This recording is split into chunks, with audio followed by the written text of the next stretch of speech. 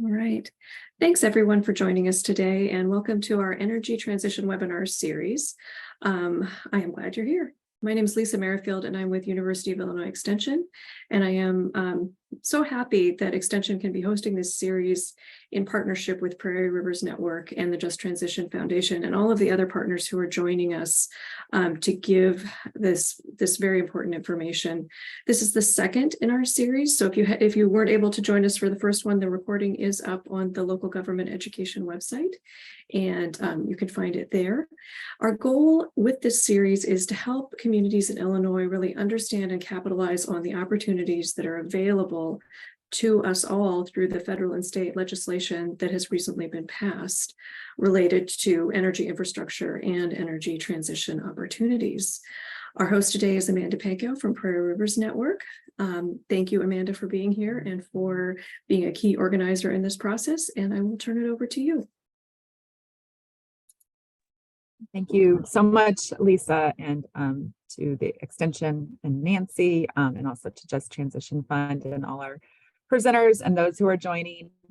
So as Lisa mentioned, this is our second of a three-part webinar series. The first webinar was focused on clean energy programs for rural communities, and we will put the link to that recording in the chat. See if I can multitask.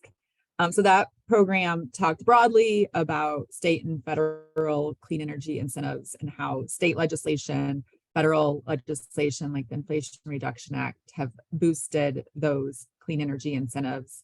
And then we dove in more closely and looked at the New Era program for rural electric cooperatives, the PACE program, which provides clean energy project funding for municipalities, developers, and then finally the REAP grant program for rural small business and agricultural producers. So again, browse that webinar if any of those programs sound of interest to you or folks in your community.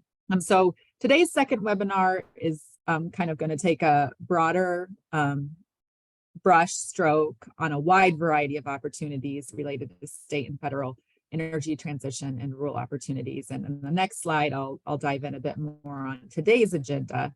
But wanted to remind folks of the third webinar, which is next Friday at noon. In that webinar, we're going to hear from different organizations, state and federal initiatives that are focused specifically on bringing support to transitioning energy communities. So making sure that a lot of these funding opportunities that are rolling out are reaching communities that are going to be most impacted by loss of jobs, loss of tax revenue, other impacts from loss of coal assets and other fossil fuel assets. So that's the third and final webinar next week. And I want to encourage you, again, today's going to be just really broad strokes of several different opportunities. So as you're listening to today's webinar and the speakers we have from several state and federal agencies, if you hear about a particular program today and you want to know more about that, please let us know in the chat. I mean, I think this could have probably been like a 10-part webinar series, but 3 sounded like a good number to start. But if there is something you hear about that you want to know more, I'd love to help bring more information about some of these programs you're just going to hear a little bit about today. So please let us know in the chat. Feel free to email me if there's something you want to learn more about or someone you want to get connected with. So let's take a quick look at today's agenda. Again, we're hearing from several agencies about different topics, different sectors. I've asked these presenters to share existing and new opportunities related to the energy transition and also related to rural communities. And of course, these agencies have all sorts of other opportunities. So they're not giving comprehensive presentations about their agencies either. So I'm going to start with just a really brief introduction, and then we'll hear from Chad Cruz, who's the manager of the Illinois Environmental Protection Agency's Office of Energy. And he's going to share information about new and existing programs for communities, individuals. And I think he also has some exciting breaking news to share with us. And then Elizabeth Irvin is Deputy Director of Planning and Programming at Illinois Department of Transportation, and she's going to focus on programs for sustainable transportation, including electric vehicles. We will then hear from Emily Rhodes, an economic development representative with the Economic Development Administration, And Emily's going to share about opportunities from EDA, particularly opportunities to kind of plan and tie a lot of these things, a lot of these opportunities together for new opportunities and communities.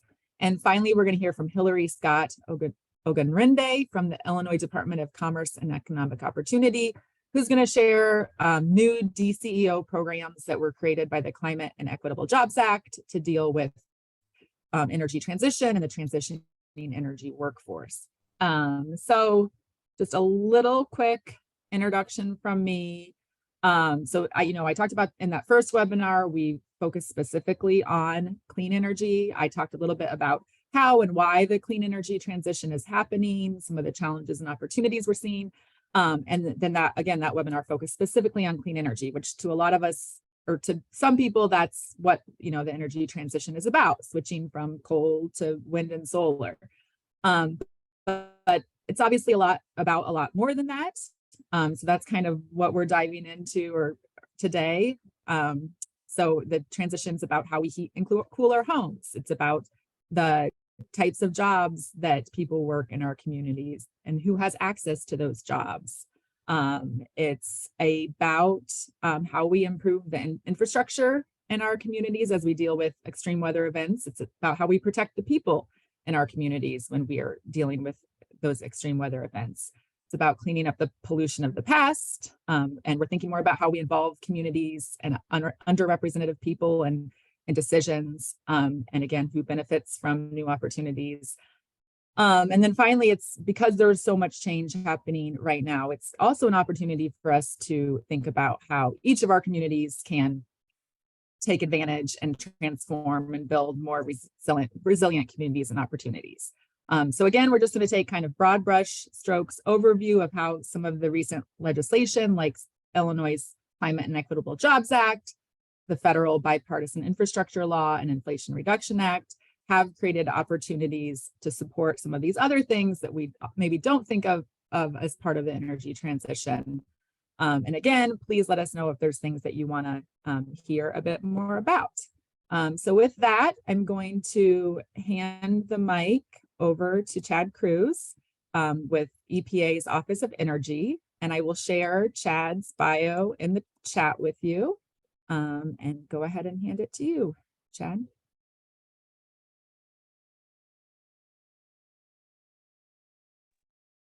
Okay, can everyone hear me? Amanda, can you give me a thumbs up that you can hear me? Great, thank you. So good to see you again, Amanda. Thank you to Prairie Rivers Network. Thank you to U of I Extension. Thank you to the Just Transition Fund for inviting Illinois EPA Office of Energy to present on some of our current and ongoing funding opportunities that we have that I hope do really resonate with communities online today. And thank you to the communities for taking the time out to participate in this noon time on Friday webinar. So I just want to give you the preview of what I want to talk about. I'm just going to kind of give you a high-level overview of 4 programs that we have, either existing and ongoing, or that we intend to stand up, that are aimed to impact community energy use and community energy planning. Before I do that, though, I want to quickly just do a brief overview of what we try to achieve with all of our programs. This that you see on the screen, these 4 items are just a small set of the guiding principles that we established as an Office of Energy last year when we started to see what shape the funding we were going to start getting from the federal government was taking.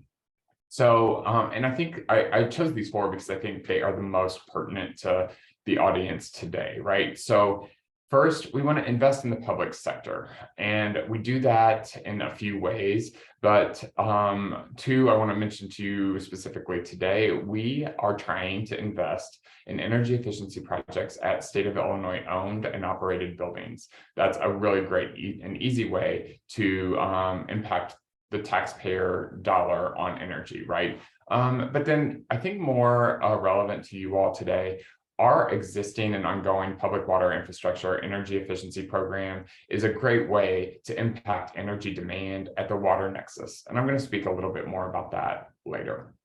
We want to advance energy equity with every dollar we invest. And what I mean by that is lifting up communities that have been overlooked so that Illinois residents can be on a more equal playing field when it comes to their energy burden and how they access their energy. I'm going to talk about a program on multifamily residential energy efficiency that we actually use state funds for. And that is an example of that principle that we want to advance with our programming. Third, we want to combine our experience and our expertise at environmental regulation with our energy program. And we think that's a really great opportunity to leverage state resources to the betterment of Illinois residents. And fourth, we want to weave in energy education and workforce development into all of our programs. I know some of the other speakers are going to talk more expressly about workforce development and economic development, but here at the Office of Energy, we also have those in mind, and we hope that those come out in our programs. So here is the list of programs I just want to briefly touch on today. Like Amanda said, please reach out for more information because this is such a brief window of time we have to share, and I'm going to be moving very quickly. I want to talk about Energy Efficiency Community Block Grant Program, which I think is a popular program for the audience today. I want to talk a little bit about the income qualified residential energy efficiency program we have at multifamily housing. I'm going to mention some big investments, big ongoing investments that we have had since 2017, and we hope to continue into the future that really impact community infrastructure and reduce energy demand. And then finally, like Amanda said, I have some breaking news that I hope is relevant for energy transition communities in the industrial sector, a really important part of each community that we see in Illinois. Okay, first, EECBG. It's the Energy Efficiency Community Block Grant Program. And it's one, like I said, I think of the most popular programs you all have seen under the Bipartisan Infrastructure Law or the Infrastructure Investment and Jobs Act.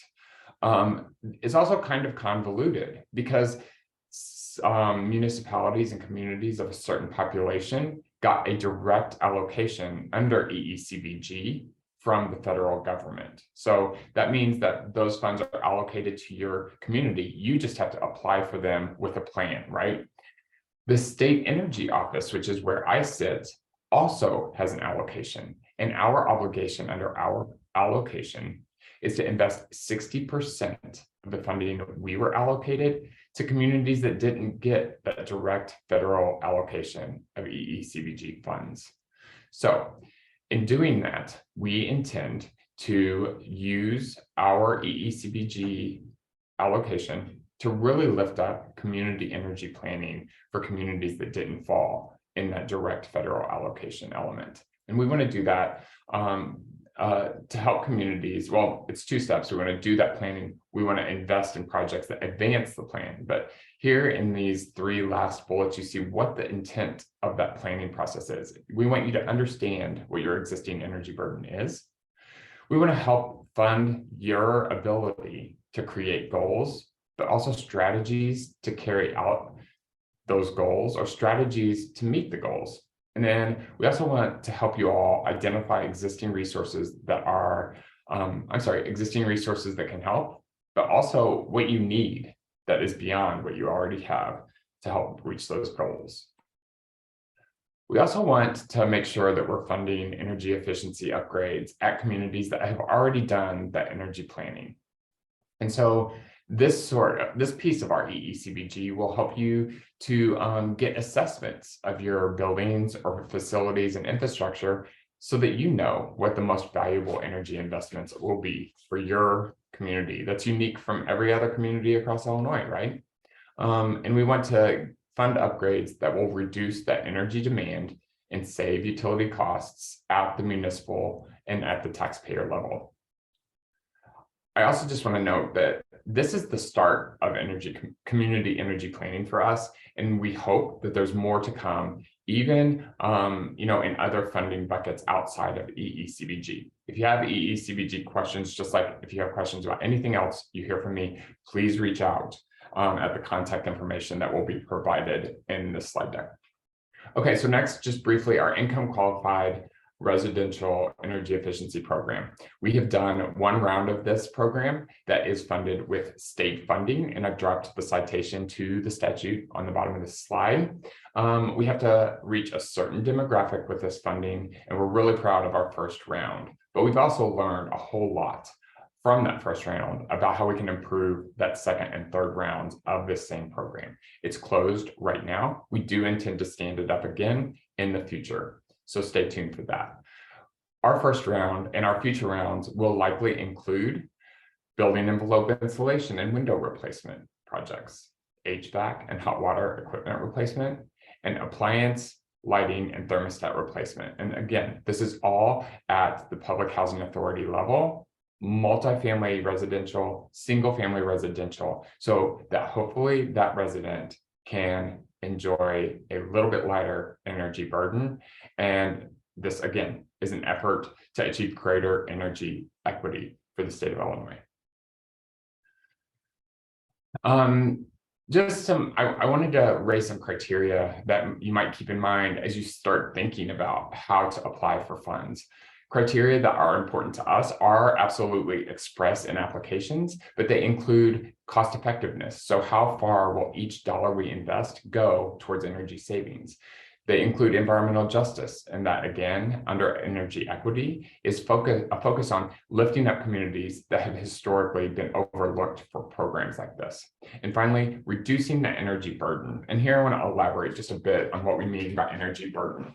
There's a link at the bottom of this slide for the LEAD tool developed by US Department of Energy. And what you see on your screen is energy burden across the state of Illinois.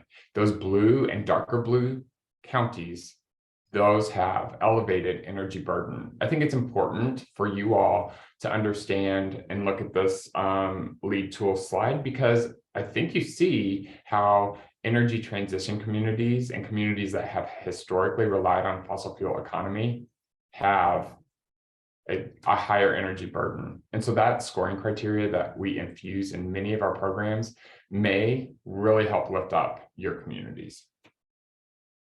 Okay. I'm running out of time, so I'm going to be very quick.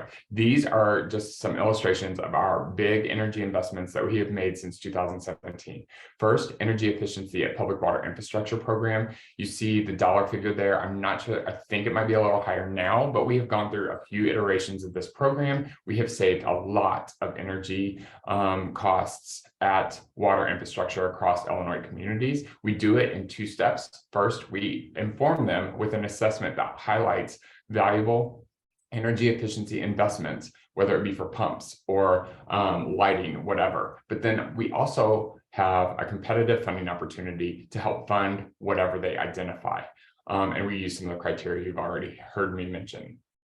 Second, our energy code training and tech support program is a really important thing that we have taken statewide. It used to be just pockets of the state are focused on this, and we want to highlight it as an opportunity for everyone across small communities, big communities across Illinois. Because if you focus on the energy footprint of your buildings, you can really make a big bang for small dollars invested. And we have the resources stood up in part at the Energy Code Resource Center you see linked on this slide for communities to take advantage of, and I encourage you to do so.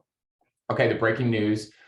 I think some of you will find it exciting because we have partnered with ERC, the Energy Resources Center at the University of Illinois at Chicago, on some other programming, and they have historically been an industrial assessment center for the state of Illinois. The scope of industrial assessment centers is somewhat limited, but this new Energy Technical Assistance Partnership program expands that. So it's Illinois, it's Midwest, and they can reach some of your industrial energy users, your industrial utility users in your communities with technical assistance about how to lower that demand. And I am really optimistic that this will have a big impact on what you all see in your energy demand at the community level. Okay, this is my contact information. These slides will be shared. I encourage you to use this contact information, and I am so grateful for this opportunity, and I look forward to hearing what everyone else has to say. Thank you. you so much, Chad. And I see some questions coming into the chat already. So keep those coming, and our presenters might answer some questions in the chat as we go. We do have some time set aside for question and answer, so we might highlight some of the questions and answer them orally also. But do keep those coming. And as you saw from Chad's presentation, there's so much information there. There's certainly opportunity for more in-depth on some of those programs. So let us know which programs are really interesting to you, and we can get information out to you on those, and perhaps a blog post or a webinar in the future. Okay, so up next, we have Elizabeth Irvin, Deputy Director with Illinois Department of Transportation. And again, I will put Elizabeth's bio in the chat and let her take it from here. Thanks, and thanks for having me today. I'm really excited to hear from some of my fellow state agency folks about all the work that they are doing. So I'm going to talk a bit about EV and sustainable transportation opportunities. I saw one question in the chat about sort of which ones of these are these all Illinois focused or federal? Most of the ones that I'm going to talk about, while we're focused on sort of Illinois implementation, a lot of the programs that I'm going to be talking about today are federal programs that are being implemented by states all around the country. So first up, I want to talk about the NEVI program, the National Electric Vehicle Infrastructure Program.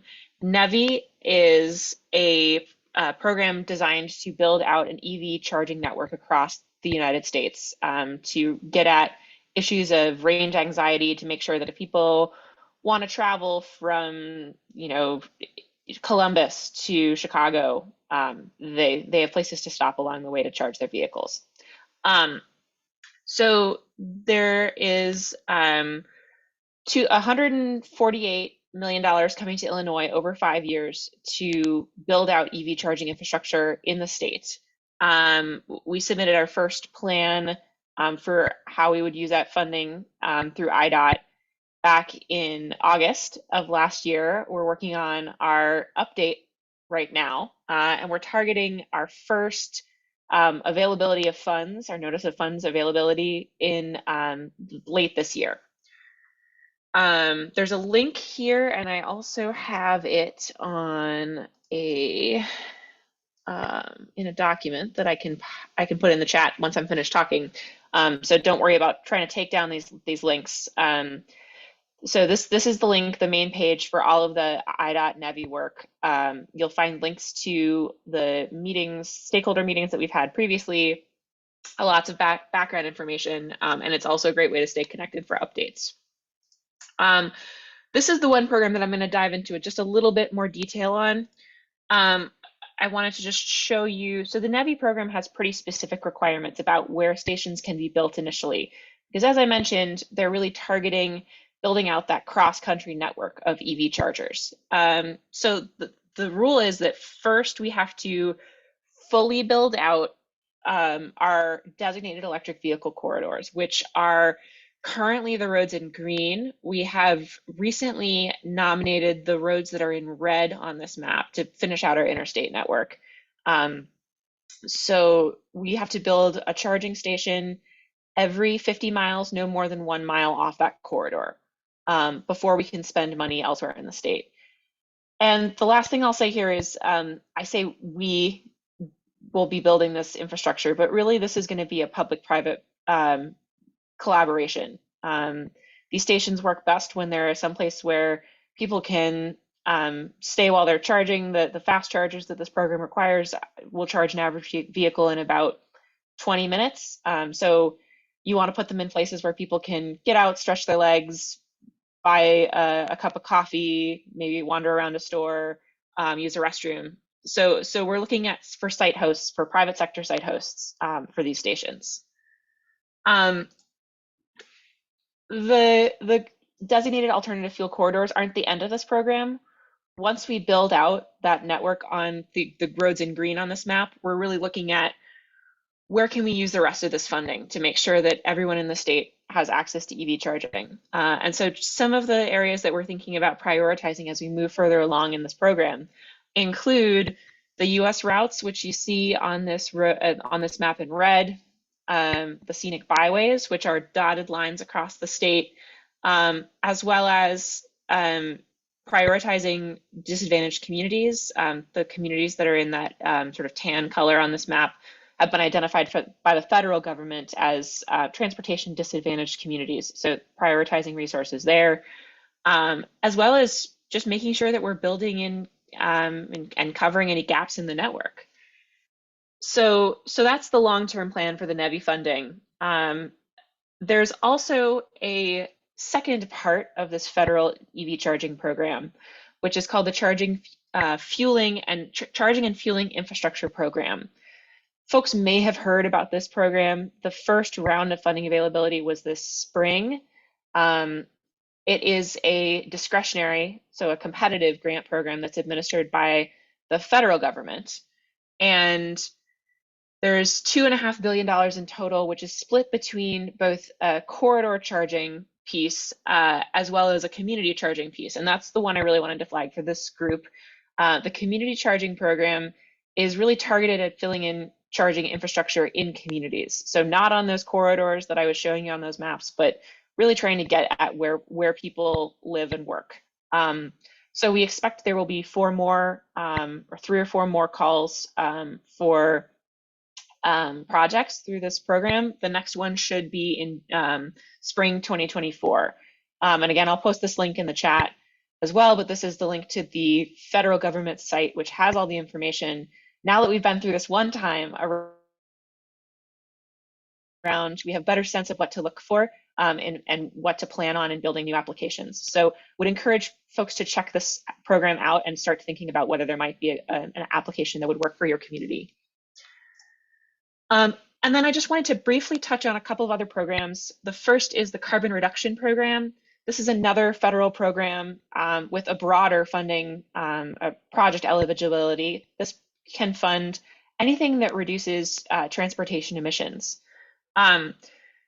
Similar to the program that Chad was talking about that had sub-allocations sort of directly to some parts of the state, this program, there's some funding that will go directly to specific urban areas, the larger urban areas in the state. And IDOT will be working on identifying and administering projects in the rest of the state. We are working right now on a carbon reduction strategy, which will be finished by November. Which really is focused on identifying the biggest bang for the buck in emission reductions and thinking about some other factors that we might want to consider as we prioritize projects for this funding source. It's $225 million over 5 years, which sounds like a lot, but can get spent really quickly, particularly given the wide range of eligible projects. So another one that I wanted to highlight for this group is the Transportation Enhancements Program. This is focused on bike and pedestrian facilities, streetscapes. You can see the longer list here of eligible project types. There's, again, more information on this program available on IDOT's website, but I wanted to flag it because the next call for projects is coming up pretty soon on August 1st through September 30th.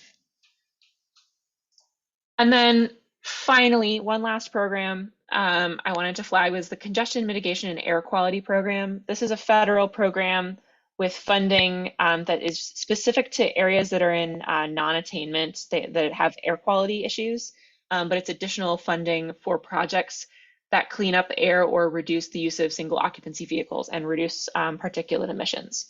One reason I wanted to flag this program is because it has been historically used a lot for medium and heavy duty vehicles. There are a number of other programs that I didn't talk about that touch on the medium and heavy duty side of things, in addition to a number that are coming down the road from the federal government. So if that's an area that you're particularly interested, medium and heavy duty electrification, stay tuned or feel free to ask me some questions in the chat and I can touch on a couple of those as well. And then finally, I just wanted to share contact information. This is my contact information, as well as my colleague Chris Schmidt, who some of you may know. He is currently out on leave through mid-September, but when he's back, he will also be happy to answer any questions you have. So with that, I'll turn it back over to Amanda. Thank you so much, Elizabeth. We appreciate it. And you can see Chad has started to answer some questions in the chat, and Elizabeth did touch on the question about, are these programs just relevant to the state of Illinois, or are these federal opportunities? And so, as Elizabeth alluded to, a lot of the money we're talking about is federal money from the bipartisan infrastructure law or the Inflation Reduction Act, but some of that money was going to flow through state agencies. So different state agencies in different states might be implementing programs with the money a bit differently. So it's a bit tricky. And in some cases it is, federal money through a federal agency. Sometimes it's federal money coming through a state agency, and states implement things a bit differently. So it's kind of a both and answer to that question. So up next we have Emily Rhodes with the Economic Development Administration. And again, I will put Emily's bio in the chat and hand it. Thanks. And can I just get a thumbs up? Can you hear me? Great. Thanks, Amanda. Well, hi, everyone. I'm Emily Rhodes. I'm the Economic Development Representative for the state of Illinois with the Economic Development Administration. And I'm going to talk a little bit about some of the programs that we currently have. So Nancy, thanks for running the slides for me. Next slide, please. So just a quick overview on EDA. So we're the only federal agency that is solely tasked with advancing the federal economic development agenda. And we're broken out into 6 regional offices, as well as 1 headquarters office based in DC.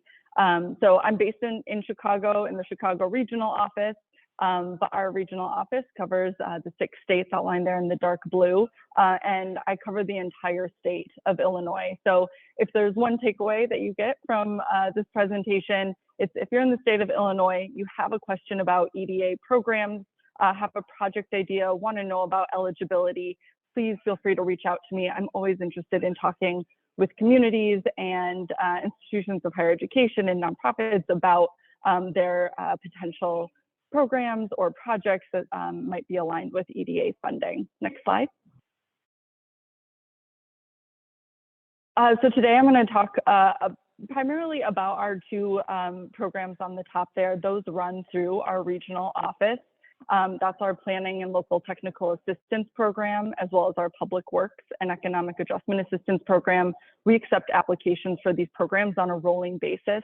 So again, as I talk through what we're looking for, what are our goals and the regulations around those programs, if there is interest, please feel free to reach out. Always happy to talk about them.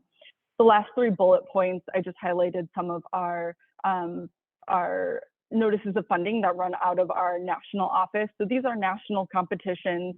Our 2023 Build to Scale application is due next week. This is really to support those entrepreneurial ecosystems and entities that are helping to build entrepreneurship. Our Tech Hubs Phase 1 is due August 15th. And then I'm just going to spend a little bit more time on recompete. So Nancy, if you can go to the next slide. So recompete, this is a large, again, national competition, but it's really focused on supporting communities and labor markets where there is a gap in prime age employment. So this is 25 to 54 years. And we can fund a wide range of projects through this funding program and really targeting programs or projects that are going to reduce that employment gap between the 25 and 54-year-olds in your community through workforce development, outreach, partnerships with employers. There's a wide range of things. So I encourage folks to go to our EDA website, look up those funding opportunities. One of the key components of this is ensuring that you're eligible. We have a fairly strict set of eligibility requirements. So there is a map available on our website where you can go take a look, make sure you're eligible, and then again, you can reach out to me, or there's a recompete@eda.gov website email address if there are any additional questions. Next slide. So the first funding program that I'm going to talk about is our short-term planning and local technical assistance. And this is really to help those communities that have kind of questions, or there's maybe a knowledge gap in economic development decision making. And so a community might be interested in undertaking a feasibility study or a supply chain analysis or a skills shed analysis. There's some examples there. These projects typically range between $50,000 and $100,000 from the EDA investment side.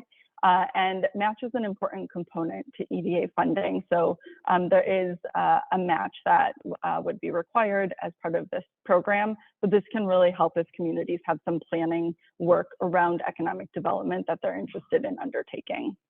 Next slide.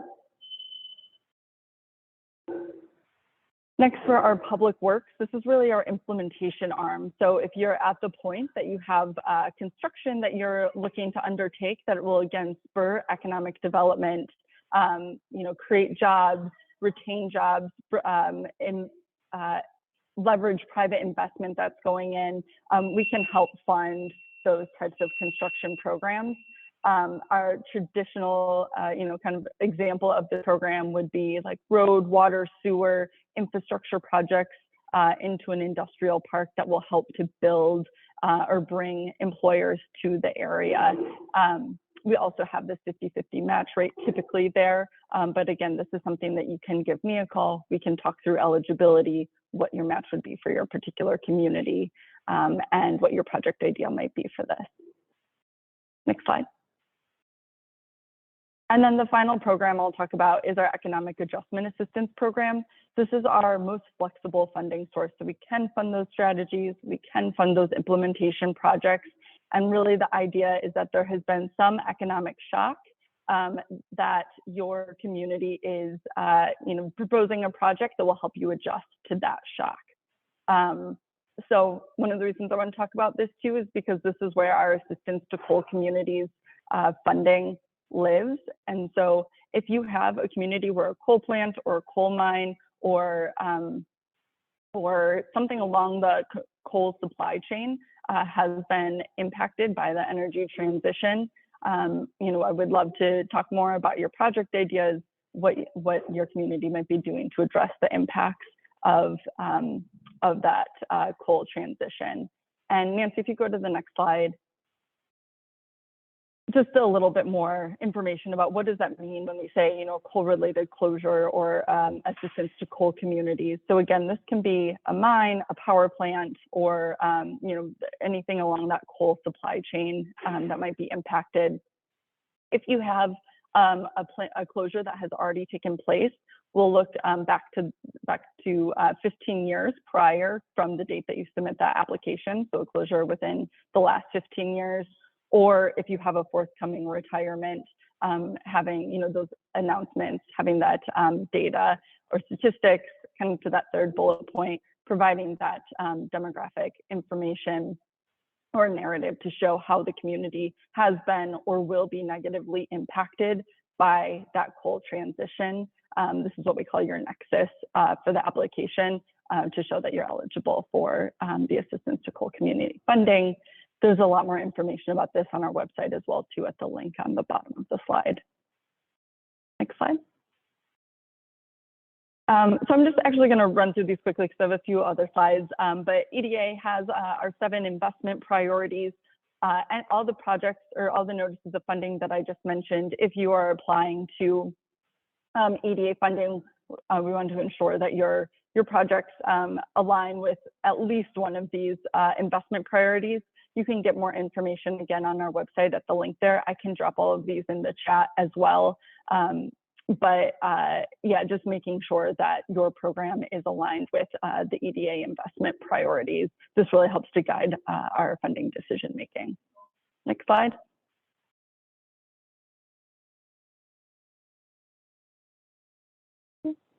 Oh, I think we're going the other way. One more. Yep. Perfect. Okay, so just quickly, eligible applicants, these are units of local government, municipalities, states, institutions of higher education, or your nonprofit organizations working with a local unit of government. Also our economic development districts. If you're not sure if you're in an economic development district, please reach out. I can help get you connected. They're a great resource on the ground, and just good partners to know. They are, familiar with EDA programming. So they're really good people to know. If you're not sure, please reach out. I'm happy to get you connected. Next slide. When I talk about area eligibility, we do have distress criteria for our Public Works and Economic Adjustment Assistance program. So when you tell us you want to apply, that you'll impact a particular region, we'll take a look at that 24-month unemployment rate or your per capita income of that region to make sure that you're eligible for EDA funding. Again, this is something that we can walk through together if you reach out and are interested in additional information. Next slide. Just a few other important first steps. As I mentioned, match is an important part of EDA funding. And I did want to call out here, I know we have some folks from DCEO, but the state has their federal match support grant funding opportunities available. So, definitely recommend taking a look at the federal matching source program that's available through the state as a potential option. So that source of match is really anything that's non-federal, so state, local, or private dollars. We look at the jobs created, jobs retained, private investments that are made by private companies as some of the metrics. And then site control is an important part as well. So any investments or improvements that EDA is making to infrastructure, ensuring that that site is owned by a eligible entity. And then I think it's my last slide here, Nancy. Great, so this is just some additional information and tools. Our website is full of different sources. You can sign up for our newsletter there to be aware of all the different funding opportunities that are coming available. The last thing that I'll flag is EDA has moved away from grants.gov. So if that's a site that you're familiar with, if you are interested in applying for EDA funding going forward, we are now, we have what's called the EDGE system. So, you can go in there, get registered, take a look at our notices of funding, but I've provided the link there as well. So thanks for the time, for having me here today. And again, please feel free to reach out at any time if you'd like to talk about EDA programs. Thank you so much, Emily. We appreciate it. And our final presenter is Hillary Scott Ugurende with the Department of Commerce and Economic Opportunity. Hillary is in a new position at DCEO with one of her tasks being helping to implement a lot of the programs that were created by the Climate and Equitable Jobs Act to support the energy transition, including support for coal communities and displaced energy workers, and helping build up a more diverse clean energy workforce in the state. So I will hand it to Hillary as our last presenter, and then we'll have some time for a question and answer, but please keep those coming in the chat. Thanks, Amanda. So hi, everyone, and let me into. So as Amanda shared, I am new to the agency, to the state agency, and prior to joining the state, I had an energy design build firm. So working in the community, really encouraging people and educating people on the opportunities within the green economy. So my mission at the state is quite simple, just to make sure that the state of Illinois wins, that our workforce and our contracting communities win as we pursue the opportunities in the green economy. And so for those, just for some grounding on CEJA, which is the Climate Equitable Jobs Act, it is Illinois' goal to, by 2050, have 100% renewable energy. And so there are multiple pieces to the pie that will have to happen in an effort for us to achieve that goal. And so therefore we have to fund those efforts, those pieces. So here, is a breakdown of the amount of money that the CEJA legislation has as it relates to renewable energy investment, workforce development, of course, the closure of our fossil fuel plants. And then if we're going to close those plants, that means we have to provide some alternative opportunities for economic and job creation in those communities. So there's funding to support those communities. And there's also support, you heard a little bit about electrification. There is a goal for there to be 1 million cars and trucks on the roads of the state of Illinois. And so in an effort to do that, we have to invest in that infrastructure. And then also coal to solar. So the closing of those plants, what will be replaced will be solar and battery storage. So here's where the money lies within CEJA, and that money lies within a variety of state agencies. There is the Illinois Commerce Commission, the IPA, the EPA, and the Illinois Power Agency, and of course there is DCEO, and we will focus on workforce contracting and the economic opportunities. So developing and having funding for the pipeline of projects to support the workforce and contractors that will be developed in the green economy. And so, you know, I'm trying to,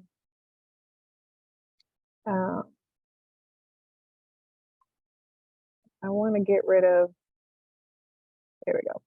So within DCEO, we have 3 major buckets of programming. We have over 180 million every year that DCEO has to manage of programming that we have to manage under CEJA.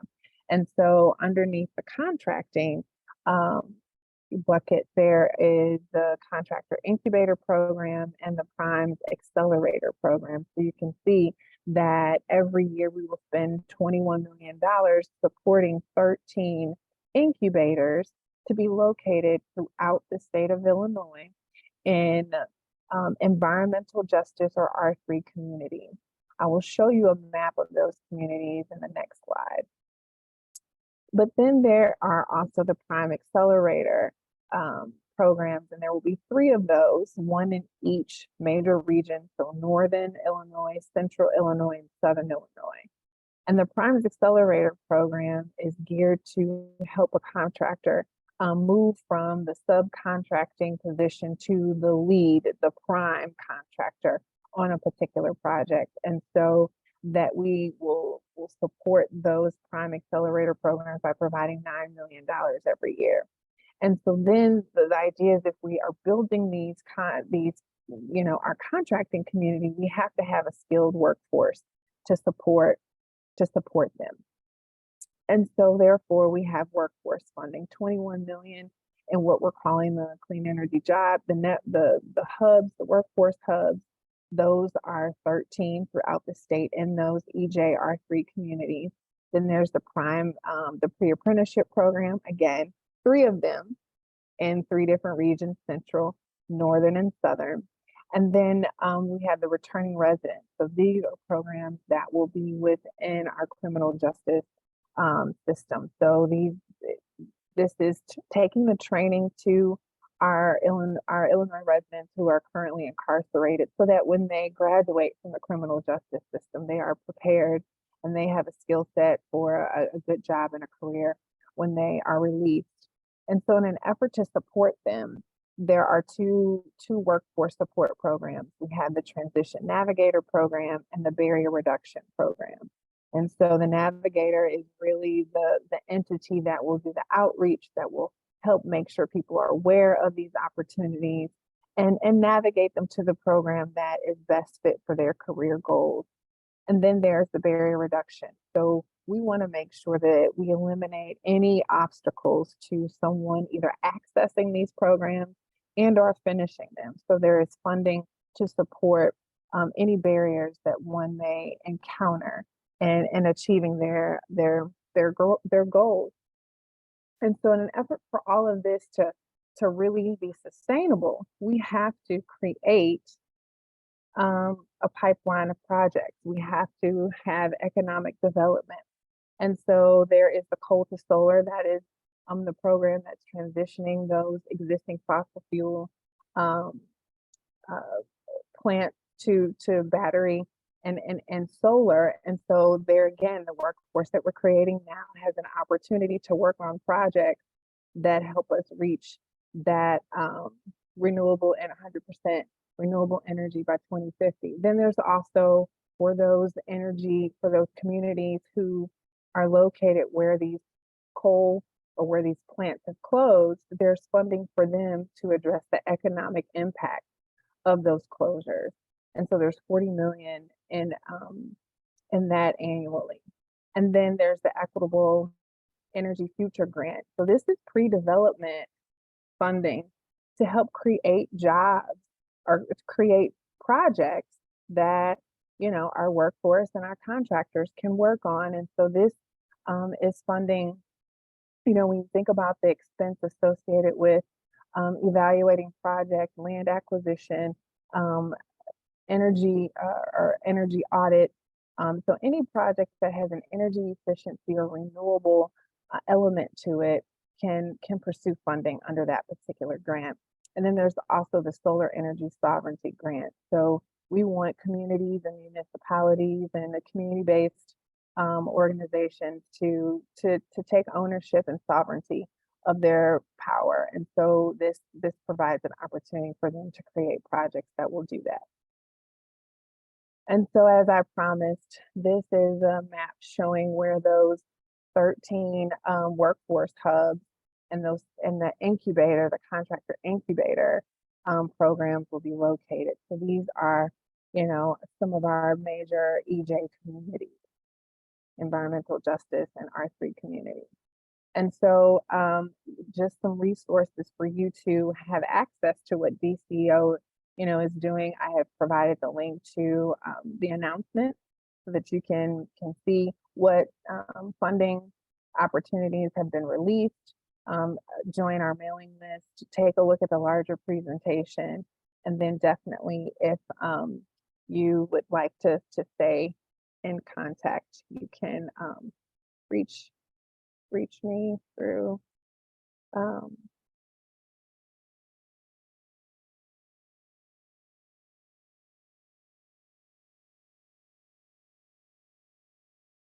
Thank you I don't so know why I much. can't stop sharing. Oh, that's okay. No problem. Thank you so much, Hillary. Great presentation, covering a lot of information again. So let's dive into questions. I think I know some of them have been answered in the chat, but we'll go up here and make sure we got them covered. So we talked a little bit about state versus federal dollars and opportunities already. Bill, it looks like Chad answered your question in the chat about which communities got those energy efficiency block grants and which didn't. He shared a few links. And let's see, Sherry had some questions about opportunities for coal-fired power plant redevelopment. And Sherry, you heard about some of these opportunities. You know, you as a developer may not have access to some of them, like Emily's opportunities she mentioned. But do tune in to next week's webinar for more information on particular organizations and initiatives to support efforts in coal communities. Let's see, what other questions? Okay, so I guess we just have this one coming in. Since there's already a substantial fossil fuel infrastructure across the country, does Illinois State plan to invest in bioenergy and biofuels towards its 2050 goals? And I do not have an answer for that. Do any of my other presenters? I have a feeling maybe not. Yeah, I can't say that I am familiar with a state position on it. Definitely DCO nor my office has assumed a position. Yeah, I believe that if you look at the Climate and Equitable Jobs Act, that the definition of renewable energy may include those technologies. I can try to pull that out while others are talking. And or if the person that asked that question wants to share their email, I can try to get back to you with more information. And you've also asked about scholarships and higher education for research and sustainable and renewable fuels. I'll let anybody that knows anything about that put that in the chat. I will mention that there is a scholarship for the dependents of displaced energy workers. So if you have a guardian that lost their job at a coal-fired power plant, or otherwise you're eligible for a 1-year full tuition scholarship to a state-supported school, and in any endeavor. But that is also a new program created in the state. Emily, I saw you come off video. Yeah, I was just going to say EDA, we don't have scholarships, but if there are institutions of higher education that are interested in building out, a new facility to support that type of workforce training, to institutions of higher education are eligible entities to EDA funding. And so, we've funded other community colleges, for instances, that might be adding or looking to add different types of programming in growing sectors to help prepare the workforce for those growing sectors. So not exactly to the question, but I'll just put that out there in case it is aligned with any ideas folks have. Thank you very much, Emily. And Zach asks if the state will provide financial assistance to help communities engaged in long-term coal-fired power plant contracts. How can a community end that early without being stuck paying the contract costs? This is a very good question, Zach. And if there was I wish there was an easy answer. Zach's likely referring to the biggest case of this in the state of Illinois is the Prairie State coal-fired power plant, and communities, municipal utilities, and rural electric cooperatives across the state own that power plant through their in cooperation, and they have long-term contracts. So Zach, there in the first webinar, we did share information about the New Era program, which is unprecedented funding for rural electric cooperatives. There is also new funding through Department of Energy, through the loan office, that seeks to help address these long-term contracts.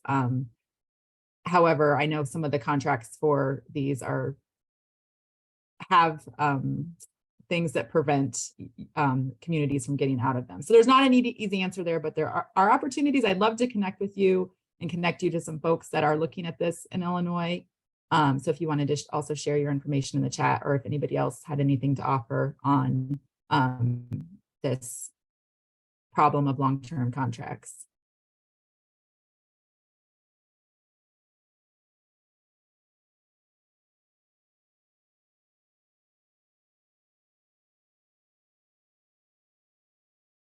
Chad, did you have something? I saw you come up. Yeah, so I see Anna from East West Gateway. I asked about more information about the the income qualified residential energy efficiency funding, and also EECBG pass-through funding in Illinois. And Ms. Choate, I want to encourage you to keep checking on our website. The EECBG application from Illinois EPA to the federal government is due July 31st. And because we have designed our application the way we have, they have a 60-day turnaround to get us a reply to that application. But unfortunately, I don't know if that reply includes the funding is flowing immediately. And then of course we have to stand up the notice of funding opportunity after that. But I will drop an Office of Energy link in the chat along with my contact information. And then I will also drop a link about the income qualified energy efficiency project that we have.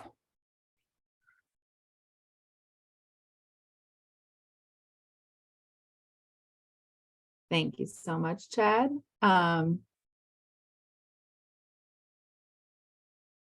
Okay, I see Bill asks, he belongs to a rural electric cooperative. Are co-ops eligible for the programs presented here? Bill, I will definitely point you to the first webinar that we did. We had presenter present on the new Empowering Rural America program. which again is just unprecedented levels of funding for rural electric cooperatives to explore clean energy. I actually have a blog post about that New Era program also that I can share in the chat. Then I'll let the presenters talk about if rural electric cooperatives can access some of the opportunities presented today. This is Elizabeth. I just wanted to chime in for 1 second on the NEVI and EV charging infrastructure side of things. I think the electric utilities and electric cooperatives are really important partners in getting EV infrastructure implemented. So I think for the CFI program, there's a potential to be a really important partner on those applications, depending on where you're located. Also potentially for some of the NEVI, the state NEVI funding as well. From EDA side, co-ops, it really depends how they're structured and how they're set up. So it would be a fairly thorough legal review and just taking a look at what, are the agreements and how it's structured. So if there is interest with any of the EDA programs, if you are a co-op, feel free to reach out and I'm happy to get a bit more information to provide a direct answer. Yeah, and as it relates to the Energy Future grants or the sovereignty grants that DCO has, the eligibility requirements for that would be that the applicant is in, the project is located in environmental justice or R3 community. The applicant is an equity eligible person or contractor. So, that type of project would be ideal as long as the applicant meets those eligibility requirements.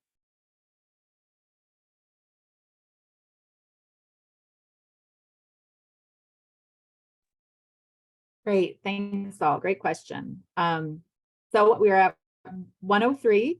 I know some of our presenters have to jump. I will hang out here for a few more moments if folks have any more questions. And if our presenters have left, I can try to get those questions answered for you later.